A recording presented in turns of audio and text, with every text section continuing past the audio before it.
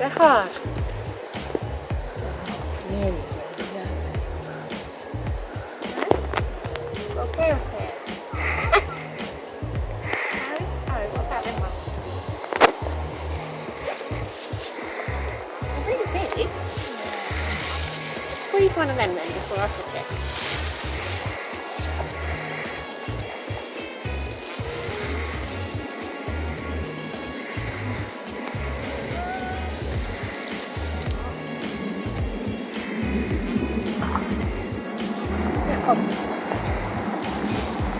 Same price.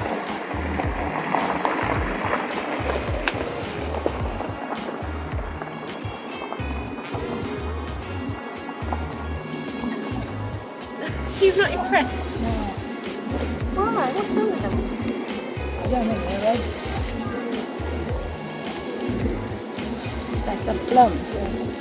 Don't look those. Oh dear. No good then. No, I don't like that. Do you want these or not?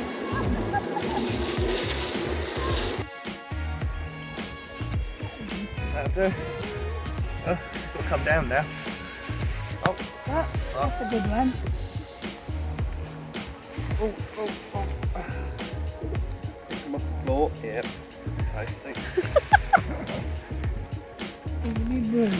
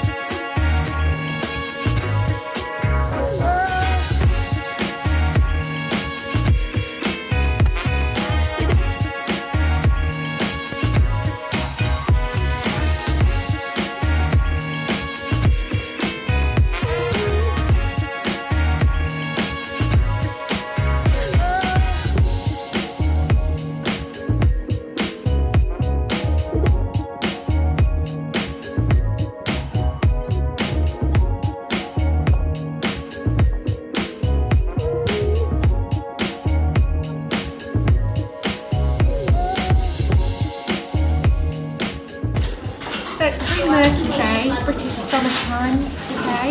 So we had our English to set us up for the day, and then we've been out for a coastal drive. We ended up at a duck pond, and I got dared to catch a duck, so I picked one up. Grandma tried, oh yes, and ended up face planting. So we had to retrieve the ducks and Grandma, my sweet Grandma. We looked around a really old church. 14th century. 14th century. My grandma went to the toilet, 14th century. So anyway, then we moved on from there and we went to a yurt. But I couldn't film in the yurt because nobody wanted to go in. But we did do a bit of quick activating. And then we've come to Bircham Windmill. So Joe and Josh climbed to the top, and then Josh and me climbed to the top, and it was much higher than I thought, and he wasn't the best person to go with because he kept pointing out where all the trapdoors were, where the holes were, that you could fall and die or break your neck, and etc, etc. But we made it to the top, and we made it down again alive.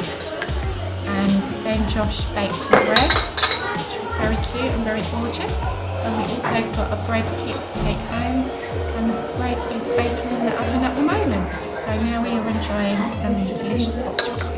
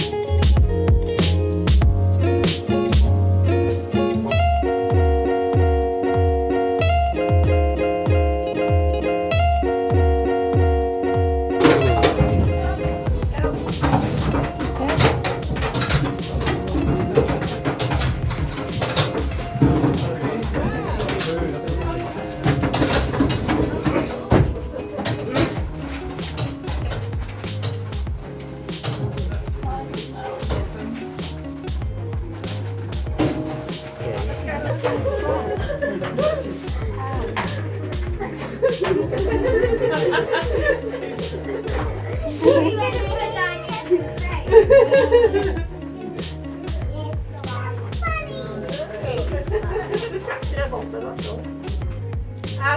keep their lambs about 4 or 5 days. The lambs can have the colostrum, then the lambs can often get bottle fed, and the mums can come in here so we can have the milk for our cheese.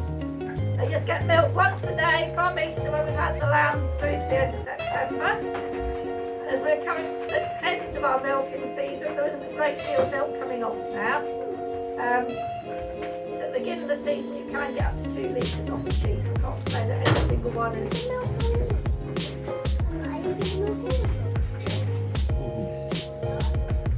No, not really. I'm not just saying, I'm not looking for milk at the moment. At the bit, I say you can get about 2 litres of each sheep, roughly. So we'll come up into about 20 litres. So now, yesterday, I think I only got about 3.5 litres off them all. So they are going down drastically. Feel free to ask any questions as I'm going along. I should do my best to answer them for you. I'm going to start off by cleaning the udders up, what look like glorified baby wipes. And then I'm going to take a sample of milk off each sheep by hand, just to check the milk coming out. Does it shoot me? If you haven't got any health issues.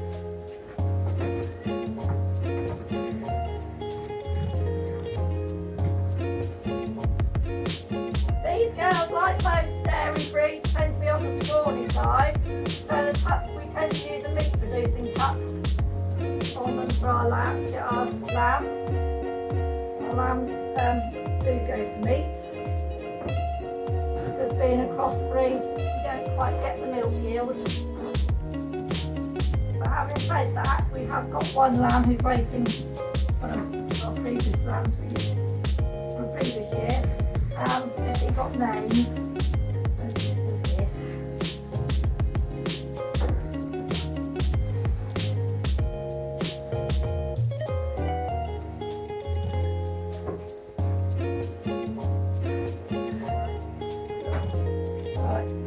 Peter's got some lovely clean milk, and that's what I'm hoping to see of all of them. I'm just checking that it is a nice milk colour. It's not off-white or yellow, could be an infection. Or if anything comes out in the milk, got some horrible flakes. It often means mastitis. We won't get that down on here. I'm hoping to see of everything. That's great. There's less likelihood of anything falling in the milk.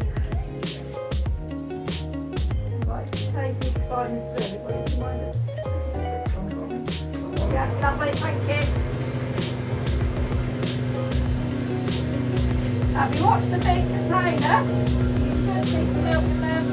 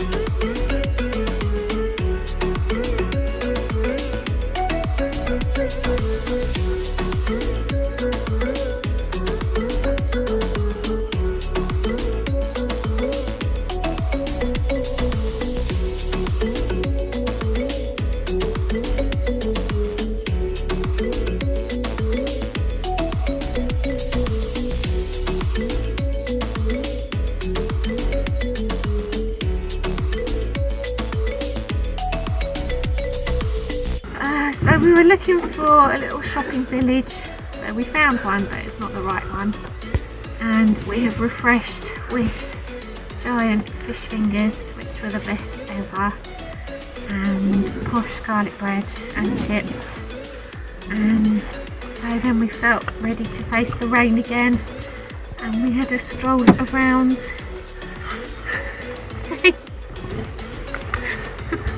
The ruin. then we had a stroll around an abbey ruin, and we discovered a dragonfly who was hiding from the rain.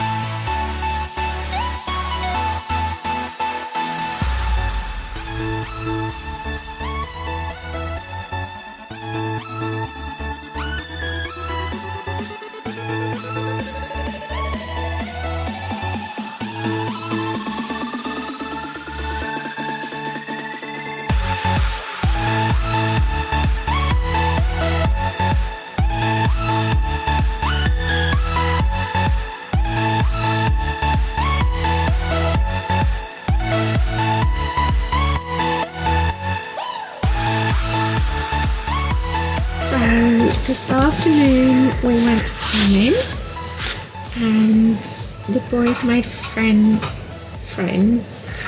with a kid who wanted to join in their game and got them into trouble with the lifeguard because he didn't understand the game and kept lobbing dive sticks across the entire pool.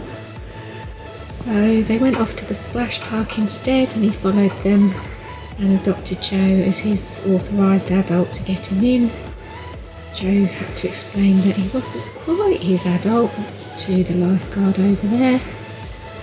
Anyway, they seemed to end up having fun, running about and splashing, and discovered that you could tip buckets of water over passers-by, so that kept me very amused.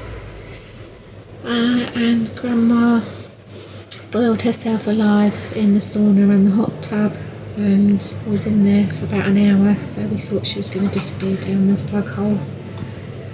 And that was swimming.